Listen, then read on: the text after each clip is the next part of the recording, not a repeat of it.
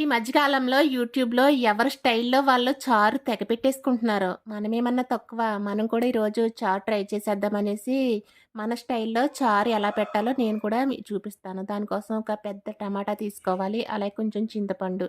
ఇవన్నీ బాగా పిసికేసుకోవాలి. మెత్తగా పిసుకున్న తర్వాత ఉల్లిపాయ ముక్కలు, పచ్చిమిర్చి, అలాగే కొత్తిమీర ఇవన్నీ కట్ చేసుకొని దీంట్లో ఏసేయాలి. తర్వాత ఉప్పు, కారం, పసుపు, టేస్ట్‌కి కావాలనుకుంటే కొంచెం బెల్లం ఇవన్నీ ఏసేసి ఇలాగా పొయ్యి మీద పెట్టేసుకోవాలి. ఇది పొయ్యి మీద పెట్టుకున్న తర్వాత బాగా మరగనివ్వాలి. మరిగేటప్పుడు మన చెట్టుకి కాసిన 2 కొమ్మలు కరివేపాకు తీసి అలా పాడేయాలి చారులో. అలాగేసిన తర్వాత దీన్నింకా మరిగించిన తర్వాత ఇప్పుడు తాలింపు చెయ్యాలి.